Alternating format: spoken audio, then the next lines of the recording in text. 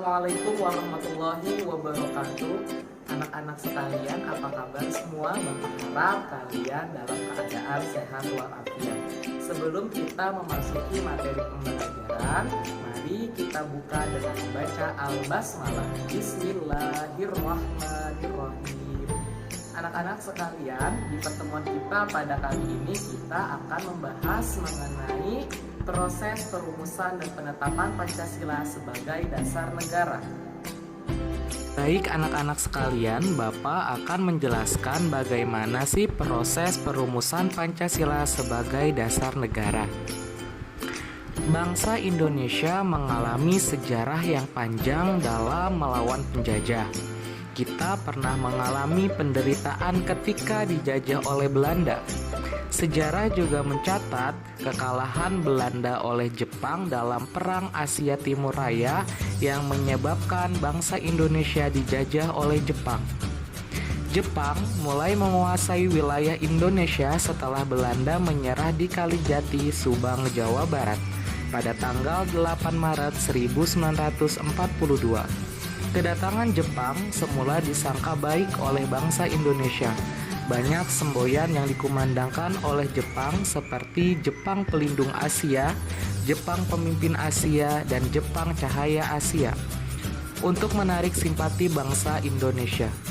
Akan tetapi, kenyataan sejarah menunjukkan bahwa Jepang tidak berbeda dengan Belanda, yaitu meneruskan penjajahan atas bangsa Indonesia. Dibentuknya BPUPKI dengan tujuan untuk mempelajari hal-hal yang berhubungan dengan tata pemerintah Indonesia merdeka. Akan tetapi, badan ini dibentuk sebagai upaya mendapatkan dukungan bangsa Indonesia dengan menjanjikan bahwa Jepang akan membantu proses kemerdekaan Indonesia. Jepang yang sudah sangat terancam, maka sebenarnya kebijaksanaan pemerintahan Jepang dengan membentuk BPUPKI bukan merupakan kebaikan hati yang murni. Akan tetapi Jepang hanya ingin mementingkan dirinya sendiri, yaitu Jepang ingin mempertahankan sisa-sisa kekuasaannya dengan cara memikat hati rakyat Indonesia dan melaksanakan politik kolonialnya. BPUPKI mengadakan sidang resmi sebanyak 2 kali, yaitu sidang pertama dan sidang kedua. Sidang pertama BPUPKI dilaksanakan pada tanggal 29 Mei sampai tanggal 1 Juni 1945. Pada sidang ini dibahas tentang dasar negara. Lalu di sidang kedua BPUPKI dilaksanakan pada tanggal 10 sampai 17 Juli 1945. Pada sidang ini dibahas tentang rencana Undang-Undang Dasar. BPUPKI secara resmi dilantik oleh Jepang pada tanggal 28 Mei 1945 yang bertempat di Gedung Chongsang-in. BPUPKI dengan anggota berjumlah 62 orang yang terdiri atas tokoh-tokoh bangsa Indonesia dan 7 orang warga perwakilan dari Jepang. Ketua BPUPKI adalah Dr. KRT Rajiman Wadiodiningrat dengan 2 wakil ketua, yaitu Ichibanga Seyoshio dari Jepang dan RP Suroso dari Indonesia. Lalu keesokan harinya pada tanggal 29 Mei 1945, sidang pertama BPUPKI dilaksanakan. Pada sidang pertama ini, pada tanggal 29 Mei 1945, Mr. Muhammad Yamin adalah tokoh yang pertama kali mendapat kesempatan untuk menyampaikan rumusan dasar negara Indonesia merdeka. Muhammad Yamin mengusulkan ada 5 asas dasar negara Republik Indonesia, yaitu 1. Pri kebangsaan, 2. Pri kemanusiaan, 3. Pri ketuhanan, 4. Pri kerakyatan, yang kelima kesejahteraan rakyat.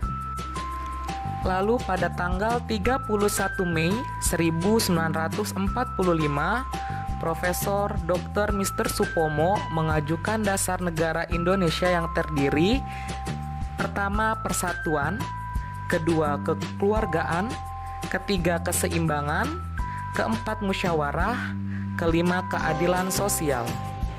Lalu pada tanggal 1 Juni 1945 berlangsung sidang terakhir BPUPKI. Pada kesempatan itu, Insinyur Soekarno menyampaikan pidatonya yang kemudian dikenal sebagai lahirnya Pancasila. 5 dasar negara yang diusulkan oleh Insinyur Soekarno adalah: yang pertama, kebangsaan Indonesia; yang kedua, internasionalisme atau pri-kemanusiaan; yang ketiga, mufakat atau demokrasi; yang keempat, kesejahteraan sosial; yang kelima, ketuhanan yang berkebudayaan. Selain berisi pandangan mengenai dasar negara Indonesia, keistimewaan pidato Insinyur Soekarno juga berisi usulan mengenai nama bagi dasar negara, yaitu Pancasila.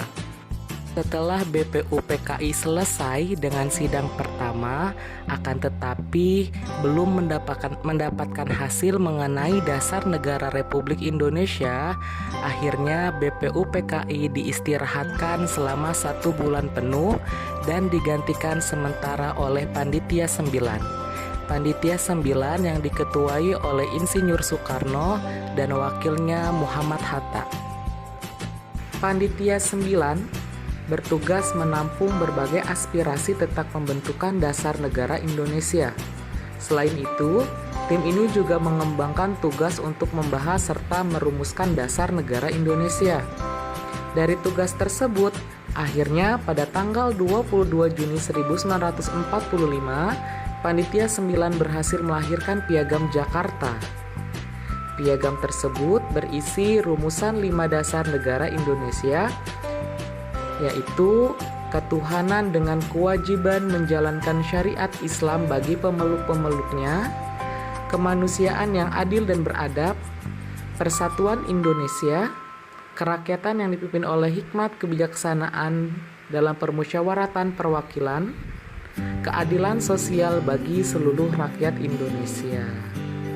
Lalu akhirnya rancangan pembukaan Undang-Undang Dasar Negara Republik Indonesia tahun 1945 berhasil disusun dan diambil dari Piagam Jakarta. Lalu pada tanggal 18 Agustus 1945, Pancasila disahkan sebagai dasar negara. Lalu ada perubahan dalam sila pertama yang tadinya berbunyi ketuhanan dengan kewajiban menjalankan syariat Islam bagi pemeluk-pemeluknya, kini diganti menjadi ketuhanan yang Maha Esa. Itu. Jadi begitulah proses perumusan Pancasila sebagai dasar negara. Anak-anak sekalian, itulah tadi materi penjelasan mengenai bagaimana proses perumusan dan penetapan Pancasila sebagai dasar negara. Mungkin cukup sampai di sini materi kita pada pertemuan kita kali ini. Kurang dan lebihnya Bapak mohon maaf. Assalamualaikum warahmatullahi wabarakatuh.